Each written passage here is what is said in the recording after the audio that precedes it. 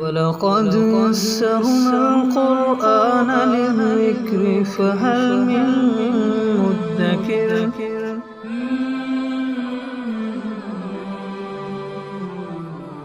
سورہ آل عمران آیت نمبر 181۔ اعوذ باللہ من الشیطان الرجیم، بسم اللہ الرحمن الرحیم۔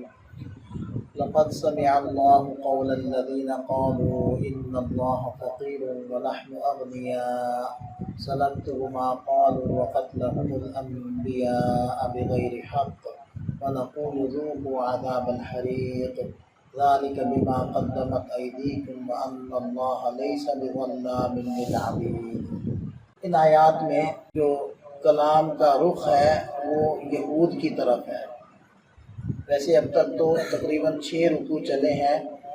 وہ غزوہ احد کے بارے میں کچھ چیزیں اللہ تعالیٰ بیان فرما رہے تھے، کچھ ہدایات تھی اور اس سے نکلنے والے کچھ اسباب تھے۔ لیکن اس رکوع سے دوبارہ سے رخ ہوا ہے کلام کا یہود کی طرف۔ تو چونکہ اسلام کے اندر زکوٰۃ کا بھی حکم آیا اور ویسے بھی موقع بموقع نفلی صدقات کا بھی حکم دیا جاتا رہا، اور بسا اوقات صدقہ دینا اس کو قرض سے تعبیر کیا گیا۔ من ذا الذی یقرض اللہ قرضا حسنا، کون اللہ تعالیٰ کو قرض حسنا دے گا؟ اور یہ قرض سے تعبیر کرنے کا مقصد یہ تھا کہ جیسے ایک شریف آدمی قرض لازمی طور پر واپس کرتا ہے، اسی طرح اللہ تعالیٰ پر بھی تمہارے خرچ کیا ہوا پیسہ اس کا بدلہ دینا لازم ہے۔ اللہ تعالیٰ یقیناً اس کا بدلہ عطا فرمائے۔ لیکن یہود بے بہبود نے اس کو استہزاء کے طور پر یہ بات کہی کہ لقد سمع اللہ قول الذین قالوا، اور وہ استہزاء کے طور پر بات یہ کہی کہ اللہ تعالیٰ بار بار ہمیں کہتا ہے کہ خرچ کرو خرچ کرو، تو کیا اللہ تعالیٰ فقیر ہے؟ ہم غنی ہیں؟ تو یہ بات انہوں نے ظاہر بات ہے اعتقاداً نہیں کہی تھی، یہ استہزاء کہی تھی، مذاق اڑانے کے طور پر کہی تھی۔ تو اللہ تعالیٰ نے ارشاد فرمایا لقد سمع اللہ قول الذین قالوا، یقیناً اللہ تعالیٰ نے ان لوگوں کی بات سن لی جنہوں نے کہا ان اللہ فقیر، یقیناً اللہ تعالیٰ تو فقیر ہے، ونحن اغنیاء، ہم بڑے پیسے والے ہیں، مالدار ہیں۔ اس پر اللہ تعالیٰ نے غصے کا، ناراضگی کا اظہار فرمایا، لہذا ارشاد فرمایا سنکتب ما قالوا وقتلهم الانبیاء بغیر حق، جو بات انہوں نے کہی ہم اس کو لکھ رکھیں گے۔ ظاہری بات ہے انہوں نے ایسی گستاخی کی ہے، اس کا جواب تو کوئی نہیں ہے، لیکن اللہ تعالیٰ نے انتہائی غصے کا اظہار فرمایا۔ اگر کوئی سمجھے ان آیات کو تو دیکھیں اس کے اندر کتنا غصہ ہے۔ سنکتب ما قالوا، جو انہوں نے کہا ہم اس کو لکھ رکھیں گے۔ اور صرف یہی جرم نہیں، وقتلهم الانبیاء بغیر حق، اور بھی ان کے جرم ہیں، اور وہ کیا تھے؟ ایک جرم یہ تھا کہ ان لوگوں نے ناحق نبیوں کو قتل کیا۔ وَنَقُولُ ذُوقُوا عَذَابَ الْحَرِيقِ، اور ہم قیامت کو کیا کہیں گے؟ ہم کہیں گے کہ آگ کا عذاب چکھو۔ اچھا، یہ ایک بہت اہم بات قابل ذکر ہے کہ جن یہود سے یہ خطاب ہو رہا ہے یہ نبی پاک صلی اللہ علیہ وسلم کے زمانے کے یہود ہیں، تو ان لوگوں نے تو کسی نبی کو قتل نہیں کیا تھا، البتہ ان کے آباء و اجداد نے گزرے ہوئے زمانوں کے اندر حضرت زکریا علیہ السلام، حضرت یحییٰ علیہ السلام، ان نبیوں کو قتل کیا تھا۔ تو لیکن ان کے قتل کی نسبت اس زمانے کے یہود کی طرف کر دی گئی۔ اس کی کیا وجہ ہے؟ اس کی وجہ یہ ہے کہ یہ لوگ اپنے اکابرین، اپنے بڑوں کی اس حرکت سے خوش تھے، اور جو شخص اگرچہ وہ گناہ میں شریک نہ ہوا ہو لیکن وہ گناہ کے اوپر راضی ہو تو وہ اس گناہ کے اندر شریک سمجھا جاتا ہے۔ ایک حدیث پاک کا مفہوم بھی ہے کہ جو اگر کسی جگہ گناہ ہو اور کوئی شخص وہاں ایسا موجود ہے جو اس گناہ پر راضی نہیں ہے تو وہ وہاں ایسا سمجھا جائے گا گویا کہ وہاں تھا ہی نہیں، اور جو شخص اس محفل میں، اس مجلس میں نہیں تھا لیکن وہ اس گناہ کے اوپر راضی ہے تو وہ ایسا سمجھا جائے گا گویا کہ وہ وہاں موجود تھا اور ان کے گناہوں کے اندر شریک تھا۔ یہ جو حدیث پاک کے اندر آتا ہے کہ آخری درجہ یہ ہے کہ آدمی دل سے برا جانے، تو اس کی وجہ یہی ہے کہ وہ روک نہیں سکتا ہاتھ سے، روک نہیں سکتا زبان سے، تو کم سے کم یہ تو کر سکتا ہے۔ اگر یہ بھی نہیں ہے تو پھر ایمان ہی نہیں، کیونکہ یہ تو ایمان کا تقاضا ہے کہ گناہ کو گناہ سمجھے، برائی کو برائی سمجھے۔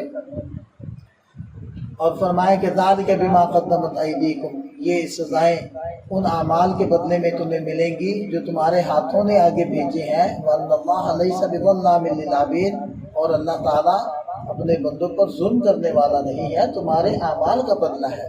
الَّذِينَ قَالُوا إِنَّ اللَّهَ عَهِدَ إِلَيْنَا، یہ وہ لوگ ہیں جنہوں نے کہا کہ یقیناً اللہ تعالیٰ نے ہم سے عہد لیا ہے، ہم سے ایگریمنٹ کیا ہے۔ یہ بھی ان لوگوں کی افتراء تھا، اللہ تعالیٰ پر جھوٹ تھا۔ کیا اللہ نے عہد لیا ہے؟ اللہ نؤمن لرسول، کہ ہم کسی رسول پر ایمان نہ لائیں اس وقت تک حتیٰ یأتینا بقربان، یہاں تک کہ وہ ایسی قربانی لائے تأکلہ النار، جس کو آگ کھا جائے۔ پہلے زمانوں کے اندر جب انبیاء کرام تشریف لاتے تو وہ کوئی بھی صدقہ قربانی دیتے تھے تو وہ ایک پہاڑ یا کھلے میدان میں رکھ دیتے اور آگ آتی اس کو کھا لیتی، اور جس کے قربانی کو آگ کھا لیتی یہ نشانی تھی کہ اللہ تعالیٰ نے اس کو قبول کر لیا ہے۔ تو یہ ابتدائی جو انسانیت کا ابتدائی دور تھا، تو اس دور میں خرق عادت بہت سارے کام ہوتے تھے، یعنی عادات سے ہٹ کر بہت سارے کام ہوتے تھے، تو ان میں سے ایک یہ بھی تھا۔ یہاں تک کہ حضرت آدم علیہ السلام کے جو دو بیٹے ہیں حابیل اور قابیل، ان کے قصے کے اندر بھی یہی آتا ہے، وَقَرَّبَا قُرْبَانٍ فَتُقُبِّلَ مِنْ أَحَدِهِمَا وَلَمْ يُتَقَبَّلْ مِنَ الْآخَرِ، کہ ایک کی قربانی قبول ہوگی ایک کی قبول نہ ہوئی، تو ان کی قبولیت اور عدم قبولیت کا کیسے پتہ چلا؟ تَأْكُلُهُ النَّارُ، کہ جس کی قبول ہوئی اس کی قربانی کو آگ نے کھا لیا۔ اب یہ والی بات وہ لوگ کرنے لگے، یہود نے، یعنی اپنی جان چھڑانے کا ایک نیا بہانہ تراشا اور کہنے لگے کہ جی اللہ تعالیٰ نے ہم سے عہد لیا ہوا ہے۔ ایک تو یہ جھوٹ باندھا اللہ تعالیٰ پر کہ عہد لیا کہ جی کسی نبی پر اس وقت تک ایمان نہیں لانا جب تک کہ وہ ایسی قربانی لائے کہ آگ اس کو آ کر کھائے، یعنی کہ وہ والا سلسلہ ہو، کیونکہ اسلام کے اندر تو یہ والی بات تھی نہیں۔ اسلام نے تو یہ کہا کہ قربانی کرو اور اپنے فقراء کو دو، اپنے رشتہ داروں کو دو، خود استعمال کرو، اور تمہارے دل کا تقویٰ وہ اللہ کو پہنچے گا۔ اسی طرح زکوٰۃ کا بھی یہی حکم ہے کہ وہ مستحقین کو دے دو، اور صدقات کا بھی یہی حکم ہے مستحقین کو دے دو۔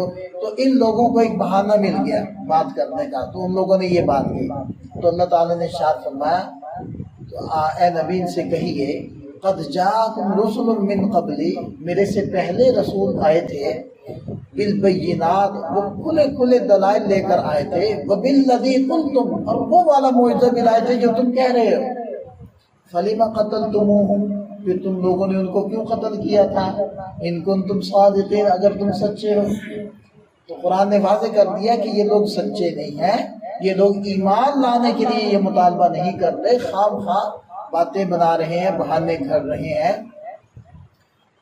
اور اگلی آیت میں آپ صلی اللہ علیہ وسلم کو تسلی دی گئی، فَإِن كَذَّبُوكَ، اگر یہ آپ کو جھٹلا رہے ہیں تو آپ تسلی رکھیں، فَقَدْ كُذِّبَ رُسُلٌ مِّن قَبْلِكَ، کہ آپ سے پہلے بھی رسولوں کو جھٹلایا گیا، جَاءُوا بِالْبَيِّنَاتِ، جو کھلے کھلے دلائل لائے تھے، واضح دلائل لے کر آئے تھے، والزبر، اور لکھی ہوئی کتابیں لائے تھے، والکتاب المنیر، اور ایسی کتاب بھی لائے تھے جو حق کو روشن کر دینے والی تھی، روشن کتاب لائے تھے، لیکن پھر بھی ان لوگوں نے ان کا انکار کیا۔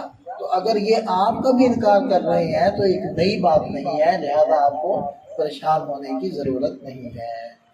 تو جیسے کہتے ہیں نا، من حرامی ہوئی تھا ڈھیر، تو وہ دل ان کے بے ایمان تھے، وہ عمل کرنا ہی نہیں چاہتے تھے، اس لیے نئی نئی حجتیں نکالتے تھے۔